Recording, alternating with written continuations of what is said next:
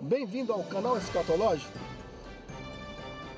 As mentiras da maçonaria, parte 3.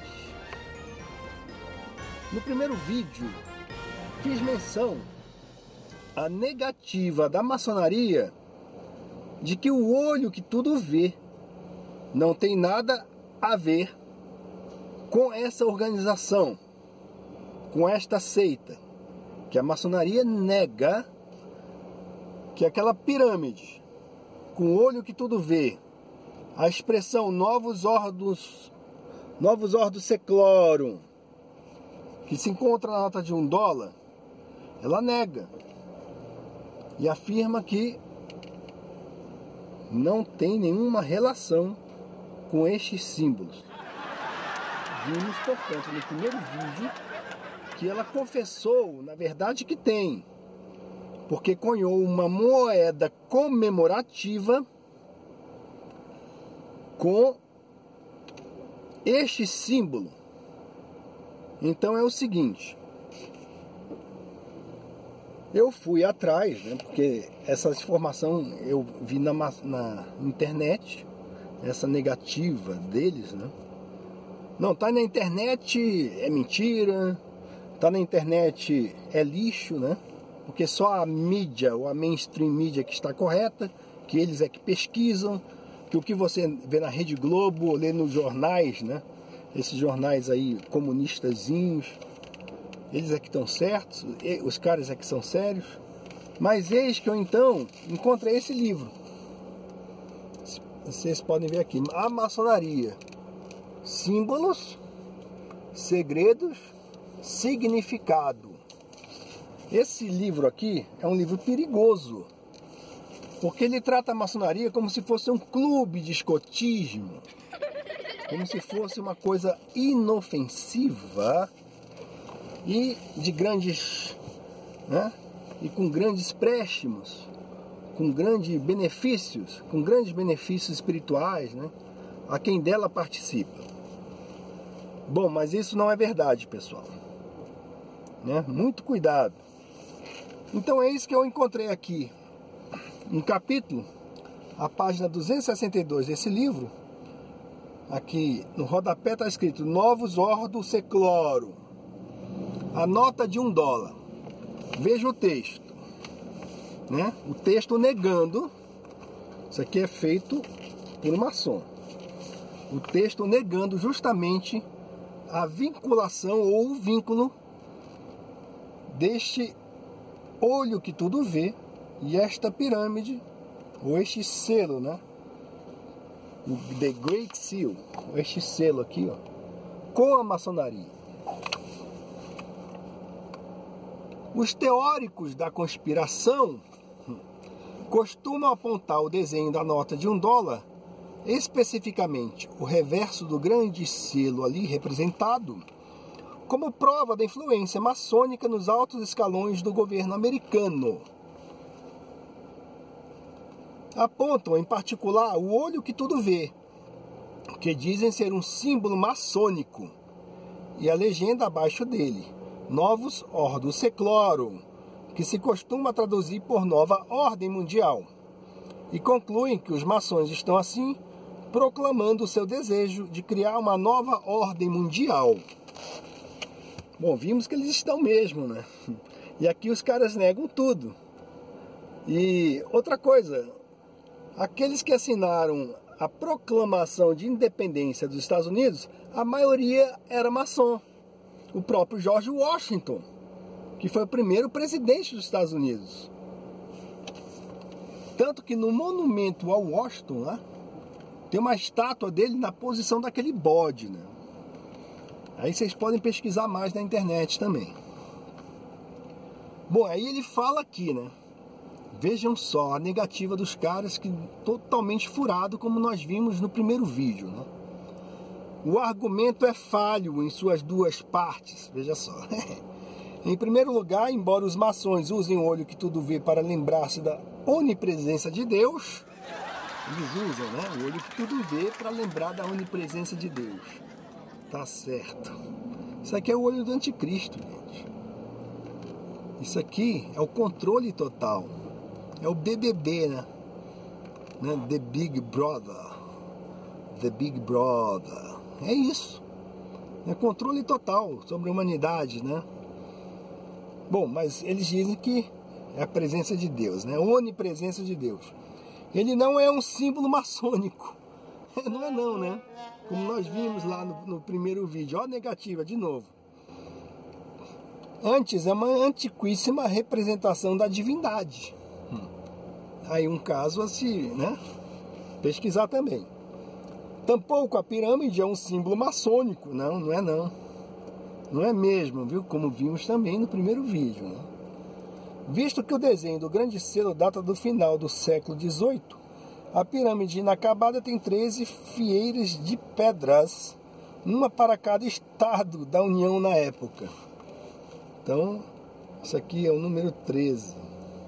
Isso aqui tem um significado oculto, né? Nós já vimos também. Neste contexto, o olho que tudo vê está aí para indicar que o povo dos Estados Unidos dependerá da orientação divina para desenvolver seu novo país. Ai, gente, isso aqui é tão inocente, uma coisa tão pura. E novos ordens seclorum deve ser traduzida de modo muito mais benigno. Deve ser, né? Tem de ser traduzido de modo benigno para os interesses e conveniências da maçonaria, não é? Como uma nova ordem para as eras. Uma nota de otimismo que acompanha a fundação de um novo país e de um governo democrático. E aí eu fiquei pesquisando também nesse livro a respeito de Albert Pike, né? Que foi aquele cara satanista, um dos grandes da maçonaria. Vejam só. Aqui tem uma estátua desse cara, hein? Uma estátua. Eu vou ler um pouco esse texto aqui. Uma estátua dele aqui, ó. Albert Pike. Engraçado que eles não falam aqui que ele era um satanista e que foi um dos fundadores da Ku Klux Klan. O mesmo que se correspondeu com o dirigente, o fundador da máfia, Giuseppe Mazzini, né, para falar a respeito dos planos, principalmente sobre para causar, né, justamente falou dos planos para levar o mundo à terceira guerra mundial, né? Que as duas primeiras eles conseguiram. Então fala aqui. O rito escocês não se originou na Escócia, mas sim na França. É provável que originalmente tivesse 25 graus, mas hoje tem 33, dos quais os 3 primeiros são quase iguais aos graus simbólicos da maçonaria inglesa e geralmente são conferidos numa loja simbólica. Aí fala aqui. O evento retratado na fotografia é a dedicação do memorial a Albert Pike em Washington, realizada em 1901, exatamente 100 anos depois da fundação do Supremo Conselho do 33º grau do rito escocês antigo e aceito, em Charleston, Carolina do Sul. Aí fala assim, Albert Pike foi uma pessoa notável. O cara fundou a Ku Klux Klan, viu? Nasceu em Massachusetts e viajou muito pelo sul e pelo oeste dos Estados Unidos como professor, jornalista e advogado. Depois foi juiz da Suprema Corte do Estado de Arkansas.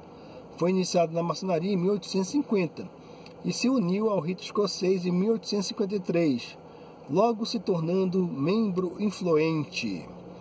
Compreendia o fundo místico da maçonaria e ajudou a refazer a relação de todos os graus do rito escocês. É consenso que Pike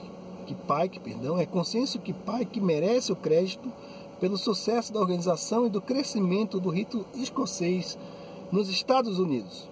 Suas obras, particularmente Moral and Dogma, contêm ensinamentos valiosos e são lidas e apreciadas ainda hoje. Bom, um trecho aqui do livro, né? Os Reis que Virão fala assim, uma nota de rodapé, 36. A frase latina Anuit Captus proclama a realização de um empreendimento que recebeu a aprovação dessa potência transcendental, representada pelo triângulo fulgurante, né, o que está lá no selo, essa frase. Tal pirâmide costuma ser vista como inacabada, na perspectiva de que a consumação da grande obra seria o estabelecimento de um governo mundial unificado.